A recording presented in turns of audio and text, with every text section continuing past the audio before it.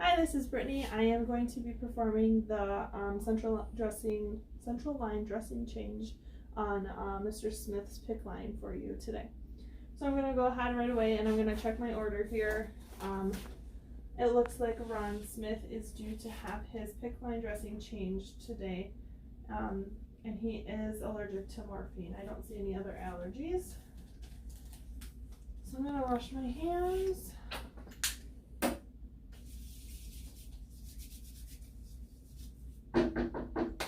Mr. Smith, my name is Brittany. I'm going to be your nurse today. We do have to change this PICC line dressing here for you. Do you have any other allergies other than morphine listed in your chart? To like maybe cleansing agents? And he says no. Are you going to be able to sit still through the procedure? It's going to take maybe 10-15 minutes. I'm going to need you to sit pretty still. Are you going to be able to do that? And he says yes.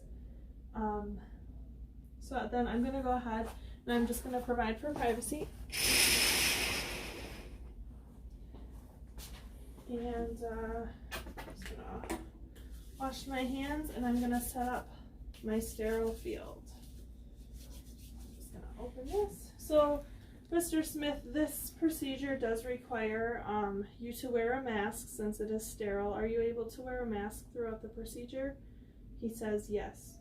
So I'm going to go ahead and I'm going to put this mask on him.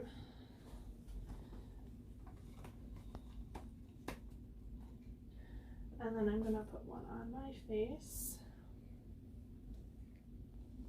And I'm going to wash my hands again.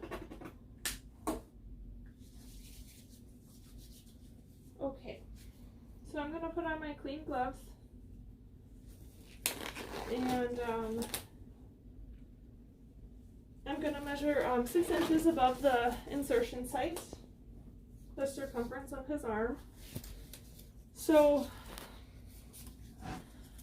a deviation of more than 1/2 inch would indicate maybe phlebitis, infiltration, or maybe some kind of infection. So I'm going to compare that measurement to what's in his chart, and it does match.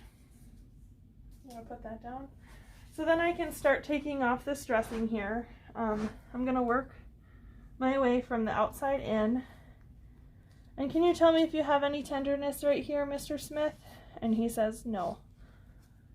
So I'm going to, like I said, work my way from the outside in, trying not to contaminate the insertion site.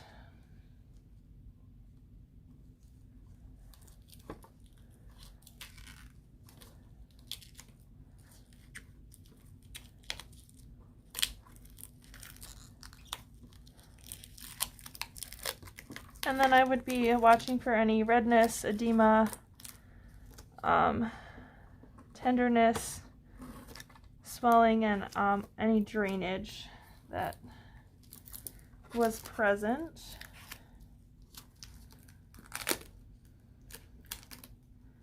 So once I have my dressing here, I'm just going to look for any drainage, and I would note the amount and the color, consistency.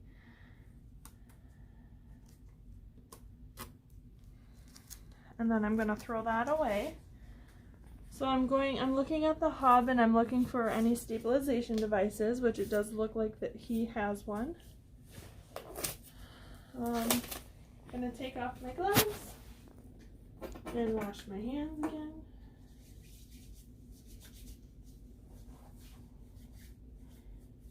And then I'm going to get out my sterile gloves.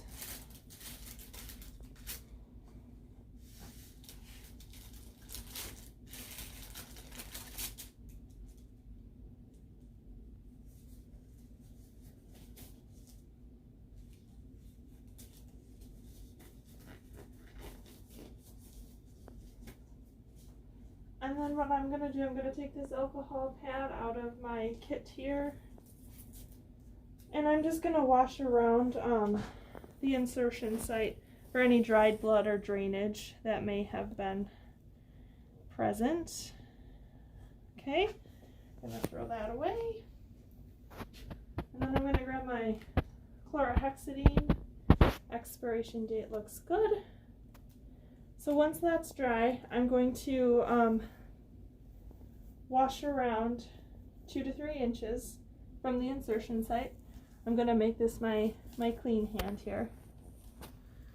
And I'm going to wash in a hashtag motion for 30 seconds.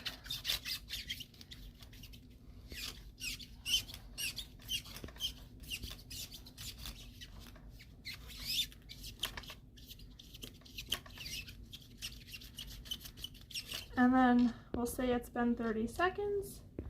I will throw that away. We'll let that completely dry. We're almost done, Mr. Smith. Are you still doing okay?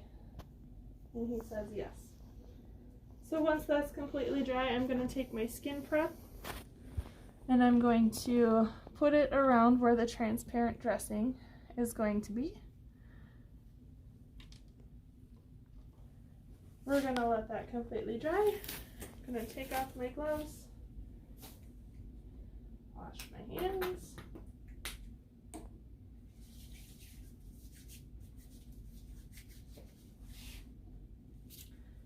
Put my clean gloves back on.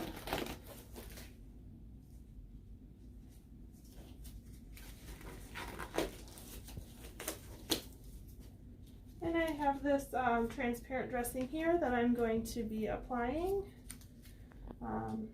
Noting not to touch the middle of it. I'm going to apply that over the site.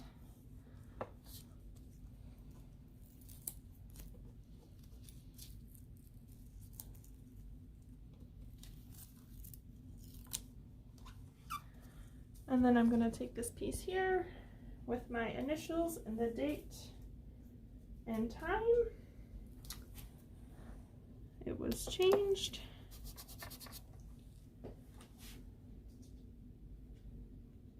I'll apply an extra piece of tape just for some extra stability.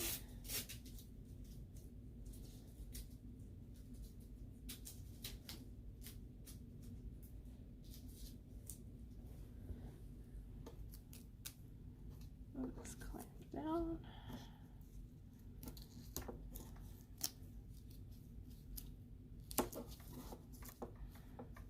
Does that feel okay, Mr. Smith? And he says yes.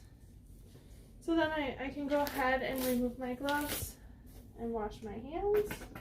I will take off his mask and my mask. I'll wash my hands again since I just touched our faces.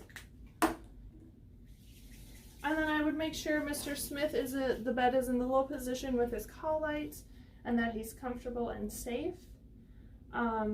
I will clean up my supplies.